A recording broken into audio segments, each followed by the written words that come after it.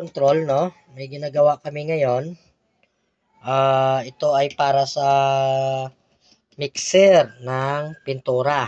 Tagahalo ng pintura. Ang ayon doon sa nakausap namin sa factory, ang gusto nila, iikot ng counterclockwise, tapos clockwise na may time interval. Yun ang gusto nilang operation.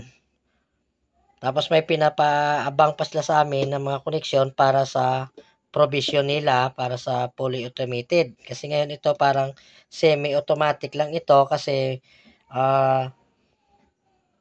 gamitin na natin ang sinasabi nating forward, reverse, no? Kasi ganun din naman yan, ang counterclockwise at saka clockwise.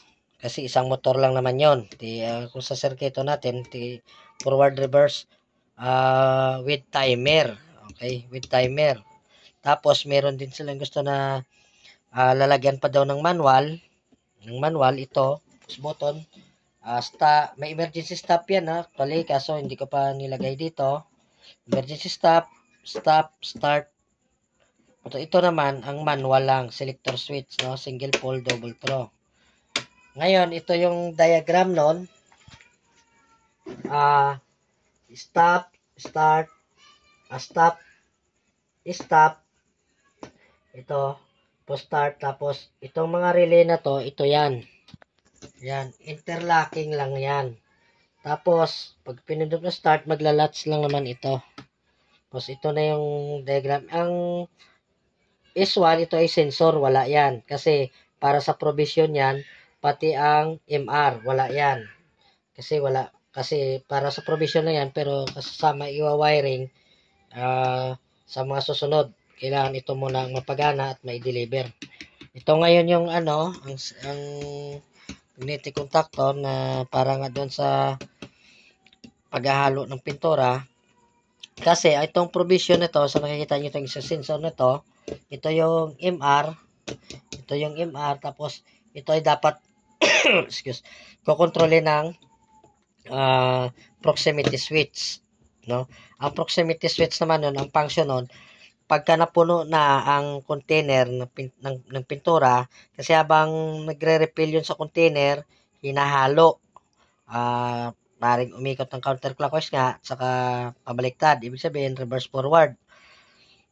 Ngayon, tagal pa naman din kasi yung provision. Ang provision, ang function, actually, nandito na sa diagram namin, ang function nun, pag napuno ang container ng pintura, pag nakita ng sensor na puno na, i-stop niya na yung pagmimix. Pag na-stop na, aangat naman yung bakal na parang may ilisin, no? Pag angat nun, pag naka-zero position na yon, itong puno na container ng pintura, itutulak yun palabas. Ang gagamitin doon, silindro. Either kung ano man ilagay nila doon, pneumatics man o hydraulic, basta ang gusto nila ipalabas. Yun ang future pa sa provision pa yon. Palabas. Pag nakalabas na, babalik ang silindro. Pag nakabalik na ang silindro sa tamang posisyon, ipapasok ngayon yung empty container.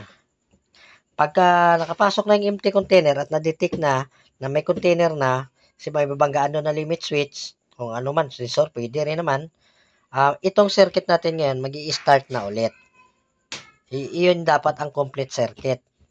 Pero dahil siguro sa alanganin pa yung budget, ang pinagawa muna sa amin ay reverse forward with timer. Kumbaga, parang automatic na rin siya. Pero manual ang pagkuha ng pintura pag napuno na. Manual stop, kunin ng pintura, pasok yung lata, mixing ulit. Ngayon, ito muna tayo sa automatic forward reverse with manual function, no? Titestingin na natin, mga kabro. Ngayon, ito ngayon ang stop. Ang emergency stop, nasabi ko na, hindi ko pa in-include. Ngayon, stop, no? I-start tayo sa automatic kasi tayo sa automatic. Okay? Pag sa automatic, ito yung timer natin. Ang gamit ko dito ay recycling timer. Pag naka-off yan, gagana si forward. Pag naka-on, katulad naka-on ngayon, si reverse ang gagana. Ngayon ito, sila na yun magsiset doon kung ilang oras ang gusto nila, kung minuto, kung segundo, o No, nasa kanila yon, nasa operator, pero sasabihin din natin kung paano. Yun lang, alternate lang din yan. Pagkatapos ng time ng isa, gagana na naman ng isa, gagana na naman ng isa. Ngayon, isa pa, pagka naka-automatic ka, ang manual mo hindi gagana. Baliwala ang manual na selector switch, baliwala. Ngayon, para mapagana mo naman ito, i-stop mo. Ang purpose nito, sa pagkakaalam ko, kaya pinalagyan nila ito, for example, nasira si timer, o hindi gumagana sa automatic, siyempre kailangan may manual. Ngayon, pagka gusto mo naman i-manual, siyempre yun nga, sabi ko, i-stop mo lang. Kasi gumagamit pa rin kami ng stop dito, hindi namin tinanggal. Actually, pwede mo naman tatanggalin yan. Kung pagkaano. Pero mas para sa akin, mas gusto ko yung may stop. Tapos, pag stop na, saka ko lang ngayon i-manual. Ipo-forward ko, depende na yon doon sa operator din kung galan, tapos ganyan, yan, ha, ayan, forward, reverse, back to automatic, kahit yan, ibalik mo lang sa gitna para safety mo. Maraming salamat,